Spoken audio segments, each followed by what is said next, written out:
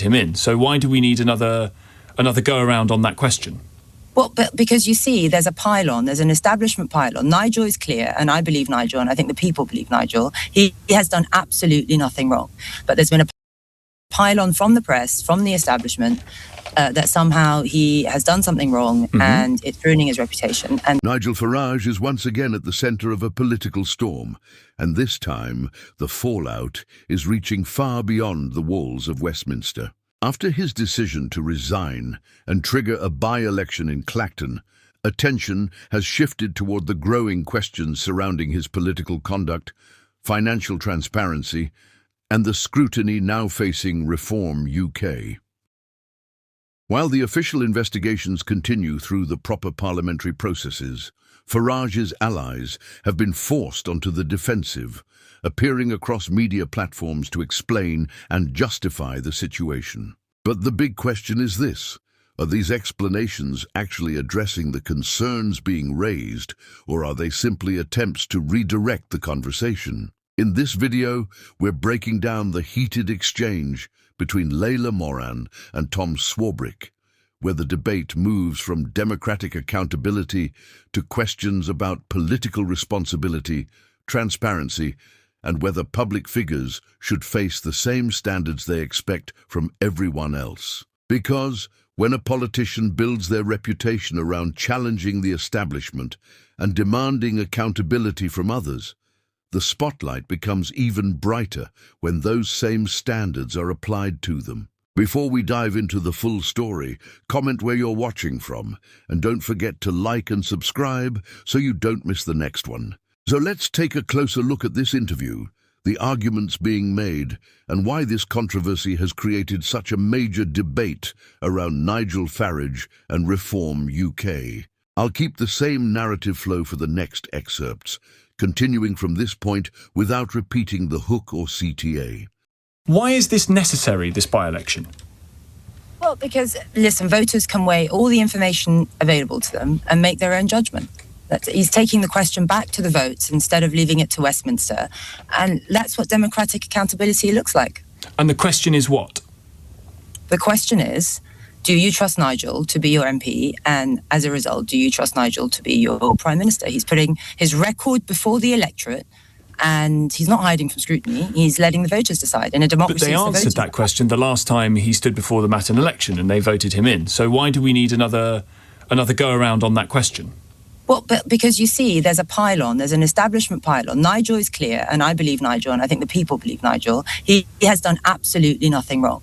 But there's been a pylon from the press, from the establishment, that somehow he has done something wrong, and it's ruining his reputation. And frankly, it's up to the people of Clacton if they want to re-elect him as MP. If he's not done anything wrong, why does he feel that a question needs re-answering by people in Clacton? Why can he not let the process that is undertaken at the moment by the Standards Commission and what have you answer the questions that he says he's got nothing to answer for? Well, I mean, the parliamentary standards investigation is going to keep going. It will follow its own process. This by-election is a separate democratic decision for the people of Clacton. The voters can weigh all the information available to them and make their own judgment. When will the writ be moved to have this by-election begin? We'd like it moved ASAP. We've put it in today. I believe it's up to the Chancellor to approve it, and we're hoping as soon as possible. We're ready. So Lee Anderson, your Chief Whip, has already moved the writ, which begins the process by which a date is set for this by-election. I asked that because, of course, the Standards Commission is doing its investigation anyway, and there is a potential here that we have a kind of ridiculous set of circumstances where Nigel Farage himself triggers a by-election, the Standards Commission reports back, the result in that by-election is declared one way or the other, and another by-election happens because a recall petition goes from the Standards Commission and we do it all again. Well, I mean, it depends. The Standards Commission will be investigating something separate, and this is a separate election. And listen, this campaign is about putting the decision back where it belongs. Right now, you have the establishment and the press who are trying to effectively reverse a democratic vote. They're trying to stop reform in its tracks, and this campaign is about putting Why do you think they're trying to reverse a democratic vote? Well, they're trying to sully Nigel's reputation. He has done absolutely nothing wrong. But if you read all the press, you'd feel he has. But if he's done nothing wrong, they're then... even saying, how dare he own 5 homes, as if it's a crime for an MP to be successful and own homes. And we think that in a democracy, the voters are the final court of appeal. It's as simple as that. I think the question they're asking is where the money came from to buy those 5 homes, aren't they? No, they're not. They're asking why Nigel didn't declare sleeping at a friend's house. I mean, they're not quite asking that. They're asking why has the money that he received when he was politically active as the chairman of Reform but not elected, why was that not declared? That's the question that need an answer, doesn't it? Well, because he wasn't an MP and he didn't need to declare it.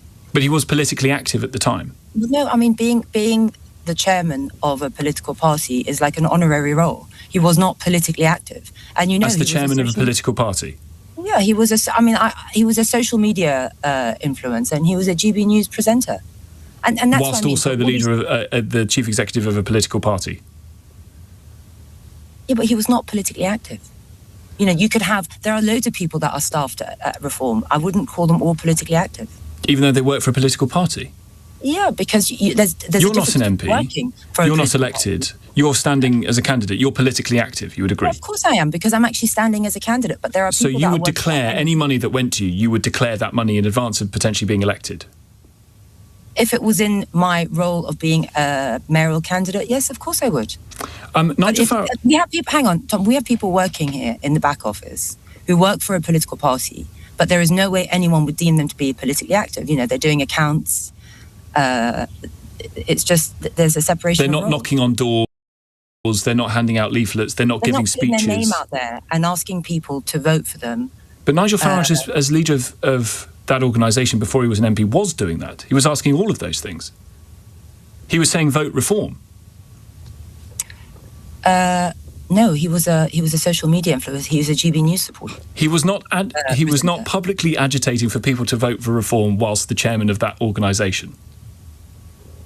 I haven't seen all his social media posts. I don't. You know, Nigel's convinced, and he's sure that he's sought legal advice. He has done nothing. Yes. So you would agree, if he had been advocating for Reform in that role, he would be being politically active in the way in which you're absolutely right. The person who's the accountant would not. I don't know. I'm not sure. I don't know the exact term of what politically active, and it seems to be quite subjective depending on who you're talking to. But Nigel was not politically active. He was a social media influencer, and he was a GB News presenter.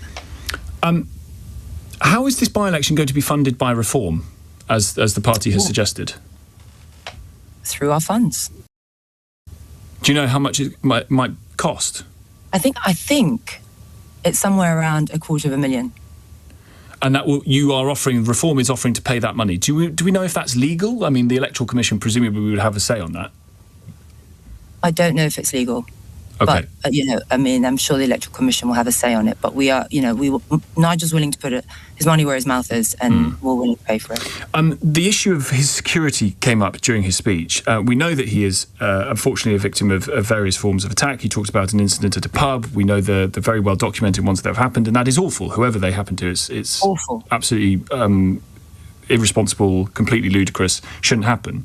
Plenty of people in public life, unfortunately, are targeted in that way. Someone like Priti Patel, for example, former Home Secretary, received numerous threats, attacks, accepted parliamentary protection, and as a result, had to hand over her diary and her whereabouts in order to gain that protection.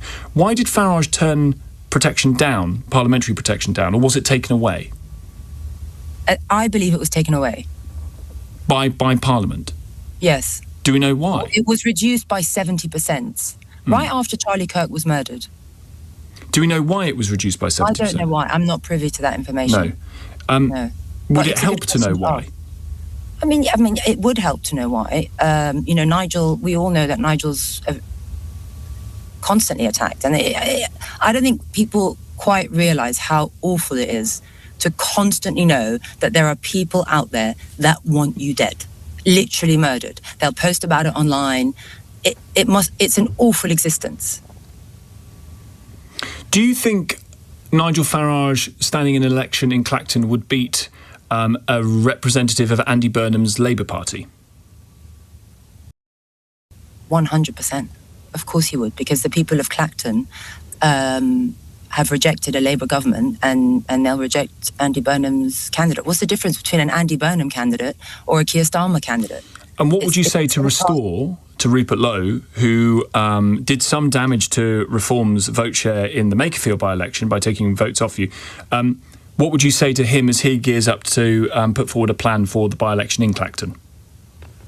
I think Rupert Lowe got about 2,000 or 3,000 votes. It was pretty minor. I mean, listen, we're not worried about any party. We're not worried about if Nigel's going to win. And after watching that entire exchange, the bigger question is what this tells us about Reform UK's approach to accountability. Because throughout the interview, the central argument appeared to be that Nigel Farage should not be judged by the same standards as other political figures because, according to his supporters, he was simply acting as a media personality rather than a fully active political figure at the time. But that explanation raises even more questions.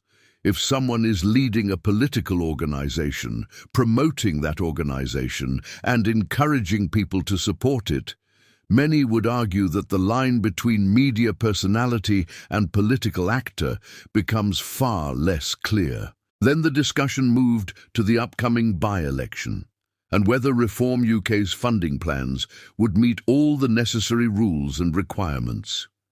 Even the uncertainty around that issue added another layer of scrutiny for a party that has built much of its identity around challenging the political establishment. The irony is that a movement built on demanding transparency from others now finds itself facing questions about transparency from the public and the media. And when criticism arrives, the message of being an outsider fighting against the system becomes much harder to maintain. Because ultimately, gaining political power also means accepting political responsibility. Let me know your thoughts in the comments. If you enjoyed this breakdown, make sure to like and subscribe for more political commentary and turn on notifications so you never miss the next video.